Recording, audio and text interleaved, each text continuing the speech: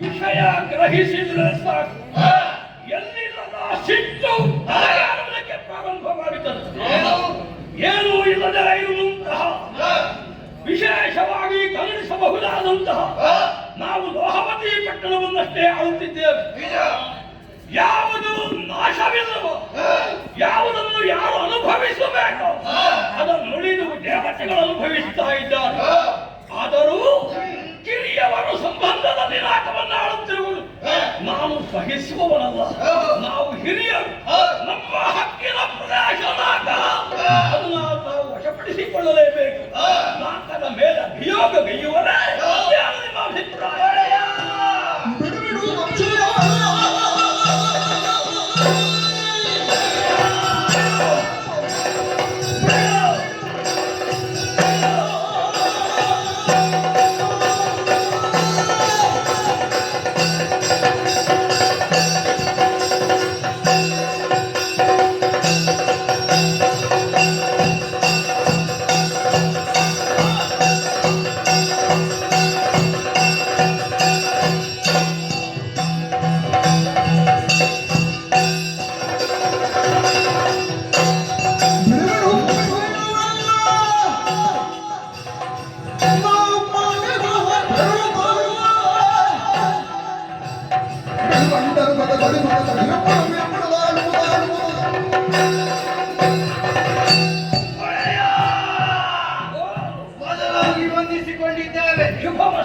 ದೇವಲೋಕ ಸ್ವಾಧೀನ ಇದರ ಬಗ್ಗೆ ನಮ್ಮ ಅಭಿಪ್ರಾಯವೇನು? ನಿಮ್ಮ ಪ್ರಶ್ನೆ ಚಿಂತಿಸುವಂತ ಅಗತ್ಯವಿಲ್ಲ.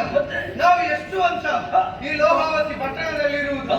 ನಾವು ಹಿರಿಯ ಭಾಗಿಗಳು, ನಮಗೆ ಸೇರಬೇಕಾದ ಆ ಸ್ವರ್ಗವನ್ನು ಪಡೆಯಲೇಬೇಕು. ಹಾಗಾಗಿ ತಡ ಮಾಡುವುದಲ್ಲ, ನೇರವಾಗಿ ದಾಳಿ ಮಾಡುವುದೇ. ಹೊರಡೋಣವಾ?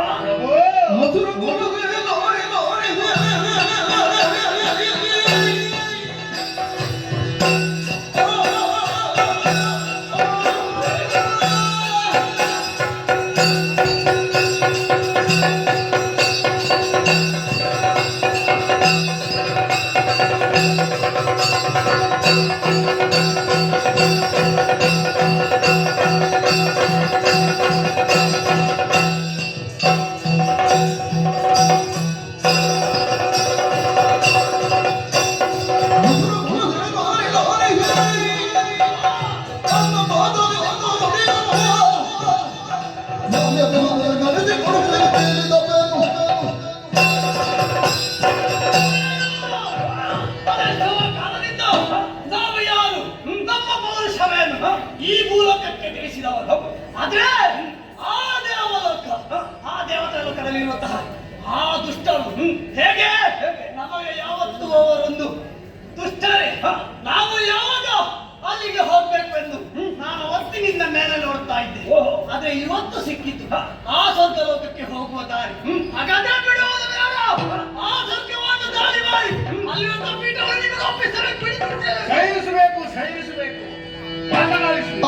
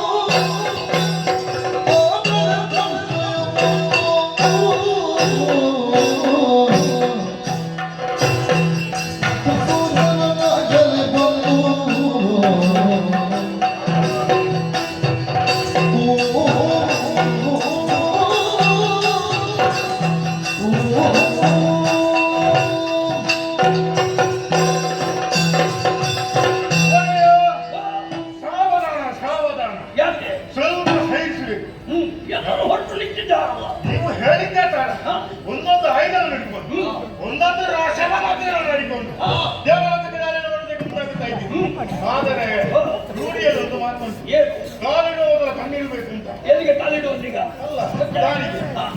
ಯಾಕೆ ಈಗ ದಾರಿ ಹೇಗೆ ಉಂಟು ನೋಡ್ಬೇಕು. ಓಹೋ, ತಣ್ಣೀರನ್ನಾದ್ರೂ ತಣಿಸಿ ಕುಡಿಯಬೇಕು. ಒಡೆಯ ತಲೆ ಸ್ವಲ್ಪ ಶುದ್ಧ ಬೇಕು. ಒಡೆಯ ಹಾಗೆಲ್ಲ ಹೇಳುವ. ತಣ್ಣೀರನ್ನು ತಣಿಸಿ ತಲೆಯಾಗೆ ನಮ್ಮ ಅದು ಈ ಕಾಲದ ಹೌದಲ್ಲ, ಬಿಸಿ ಉಂಟು ಅಂತ ಅರ್ಥ ಅಲ್ಲ, ಅಷ್ಟು ಮುಂಜಾಗ್ರತೆ ಬೇಕು ಅಂತ. ಇದು ಬಿಸಿ ನೀರು ಕುಡಿಯೋದು ಒಂದೇ ಆಗುತ್ತೆ. ಹಾಗೆ ತಣ್ಣೀರನ್ನು ಕುಡಿಯೋಕೆ ಅಭ್ಯಾಸ ಮಾಡಿದ್ರೆ ಮತ್ತೆ ಬಿಸಿ ನೀರು ಕುಡಿಯೋಕೆ ಅಭ್ಯಾಸ ಆಗ್ತದೆ. ಸರಿ, ಅವರವರು ನೀರನ್ನು ಹೇಗೆ ಕುಡಿತಾರೆ ಆ ಅನುಭವವನ್ನು ಹೇಳ್ತಾರೆ. ಅಲ್ಲ ಒಡೆಯ, ಈಗ ನಮ್ಮ ಹುಮ್ಮಸ್ಸಿಗೆ ನೀರು ಚೆಲ್ಲುವುದಲ್ಲ. ನೋಡವ ಹೇಳಿದ್ದು ಸರಿಯಾ? ಏನು ನಾವೊಂದು ಟಿವಿಯಲ್ಲಿ ಹೊರಟಿದ್ದೇವೆ, ಇನ್ನದೆಂತ ಈಗ? ಹೌದು, ಆದ್ರೆ ಅವರ ಟಿವಿ ನನಗೆ ಸಂತೋಷ ಆಗ್ತದೆ. ಆದ್ರೆ ನಾವು ಸ್ವಲ್ಪ ಆಲೋಚನೆ ಮಾಡ್ಬೇಕು. ನಿನಗೆ ಮಾಡ್ಲಿಕ್ಕೆ ಮನಸ್ಸಿಲ್ವೋ? ಹಾಗಲ್ಲ, ಮಾತುಂಟು ಈಗ ಹೇಳುವುದಕ್ಕೆ. ಈಗ ಇದಕ್ಕಿಂತ ಮೊದಲು ಈಗ ದೇವಲೋಕಕ್ಕೆ ಹೋದವರು ಒಬ್ಬರಾದ್ರೂ ಬದುಕಿದ್ದಾಗ ಅವರು ಅಲ್ಲಿ ಇದ್ದಾರೆ ಅಂತ ನಮಗೆ ಹೋಗೋ ಕೆಲಸ ಇಲ್ಲ. ಇಲ್ಲ, ಅವ್ರು ಯಾಕೆ ಉಳಿಲಿಲ್ಲ? ಯಾಕೆ ಉಳಿಲಿಲ್ಲ? ಆ ಸೋತು ಹಿಂದುಗಳ ದೇವೇಂದ್ರ ಸೋತ ಅಂತ ಆದ್ರೆ ಅವರೊಬ್ಬ ಪೊರೆಯು ಹೊಡಿತಾನೆ. ಯಾರು? ಹರಿನಾರಾಯಣ. ಹರಿಯಾರ ದೇವೇಂದ್ರನ ಪೊರ ಕಳಿಸುವುದಕ್ಕ ಅಲ್ಲ, ಅವನು ರಕ್ಷಣೆ ಮಾಡುವುದ. ರಕ್ಷಣೆ ಮಾಡ್ತಾರೆ. ಕರಿಯ ಅವ ಮಹಾವಂಚಕ, ಕಪಟಿ. ಯಾವಾಗ ಬೇಕಿದ್ರು ಏನು ಬೇಕಿದ್ರು ಮಾಡಿ. ಹಾಗಂತಾದ್ರೆ ನೀವು ನೇರವಾಗಿ ಹೋಗುವುದಲ್ಲ, ಮತ್ತೆ ನೀವು ಇಲ್ಲಿರ್ಬೇಕಾದ್ದಲ್ಲ. ಮತ್ತೆ ನಾಟಕದಲ್ಲಿಯ, ಅಲ್ಲ. ವೈಕುಂಠದಲ್ಲಿಯ, ಅಲ್ಲ. ಕೈಲಾಸದಲ್ಲಿಯ, ಅಲ್ಲ. ಮತ್ತೆಲ್ಲಿಯ? ಹೋಗಿ ಕಾಣೋದಕ್ಕೆ. ಅವನನ್ನು ಬಿಟ್ಟು ಕಂಬಕ್ಕೆ ಕಟ್ಟಿ ಹಾಕಿ ನಾವು ಸಿಕ್ಕಿ. ಈಗ ಗೊತ್ತಾಯ್ತು. ಮತ್ತೆ ನಾನು ಯಾಕೆ ಕಾಡಿಗೆ ಓ ನಿನಗೆ ಆಸೆ ಯಾವತ್ತಿಂದ ಕಾಯ್ತಿದ್ದ. ನನಗೆ ಬೇಡ, ನೀನೇ ಕುಳಿತುಕೊಳ್ಳ. ಆಸೆ ಇದ್ರೆ ಬಾ. ಯಾಕೆ ಮತ್ತೆ ನಾನು ಯಾಕೆ ಕಾಡಿಗೆ? ಅಲ್ಲಿ ಕುಳಿತುಕೊಂಡು ನನ್ನನ್ನು ಕಾಡಿಗೆ ಕಳುಹಿಸಿ ಅಧಿಕಾರ ಎಲ್ಲ ಅಂತದ್ದು ಅಭ್ಯಾಸ ನನಗಿಲ್ಲ. ಮತ್ತೆ ಯಾರು? ಕಾರಣ ಉಂಟು. ಯಾಕೆ? ಯಾಕೆ ಈಗ ನಮ್ಮಲ್ಲಿ ದೇಹ ಬಲ ಉಂಟು, ಜನ ಬಲ ಉಂಟು, ಹಣ ಬಲ ಉಂಟು, ಒಂದು ಬಲ ಬರತೆ ಉಂಟು. ದೈವ ಬಲ. ನಾನೊಬ್ಬ ಆಸ್ಥಾನಕ್ಕೆ ಬರುವಾಗ ಸಮಯ ಎಷ್ಟಾಗ್ತದೆ? ನಾನು ಎಷ್ಟೊತ್ತಿಗೆ ಹೇಳ್ತೇನೆ ಬೆಳಿಗ್ಗೆ. ಇಷ್ಟು ಹೊತ್ತು ಏನ್ ಮಾಡ್ತೇನೆ? ಶಿವ ಪೂಜೆ ಮಾಡಿ ಇಲ್ಲಿಗೆ ಬರುದು. ವ್ಯಕ್ತಿ ದೈವ ಬಲ ಇಲ್ಲ, ದೈವ ಬಲ ಇಲ್ಲ. ಹಾಗಲ್ಲ. ಯಾಕೆ ನಾವು ಹೋಗುವಾಗ ಸ್ವಲ್ಪ ಜಾಗೃತಿ ಆಗಿರ್ಬೇಕು. ನಮ್ಮ ಆಲೋಚನೆ ನಾವು ಮಾಡಬೇಕು. ನೇರವಾಗಿ ಕಾಡಿಗೆ ಯಾಕೆ ಹೋಗುವುದು? ಗೊತ್ತಿಲ್ಲ. ತಪಸ್ಸನ್ನು ಆಚರಿಸಬೇಕು. ಓಹೋ, ಆ ಪರಮೇಶ್ವರನ ಕುರಿತು ತಪಸ್ಸನ್ನು ಆಚರಿಸಿ ಬೇಕಾದಂತ ವರವನ್ನು ಪಡೆದು ಆ ಬಳಿಕ ದೈವ ಬಲವನ್ನು ಜೊತೆ ಸೇರಿಸಿಕೊಂಡು ದೇವಲೋಕಕ್ಕೆ ಹೋದ್ರೆ ಹೇಗೆ?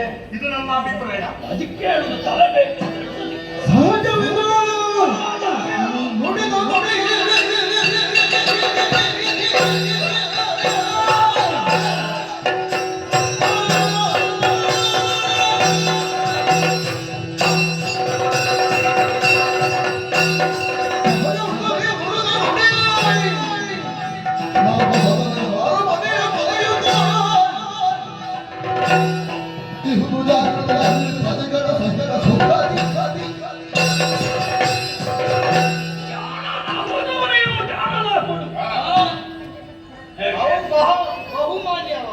ಇಷ್ಟರವರೆಗೆ ಹೋದವರ ಬಗ್ಗೆ ಆಲೋಚಿಸಿ ವಿಮರ್ಶಿಸಿ ನಮ್ಮ ಮುಂದೆ ವಿಷಯವನ್ನು ತಿಳಿಸಿದ್ದಾನೆ.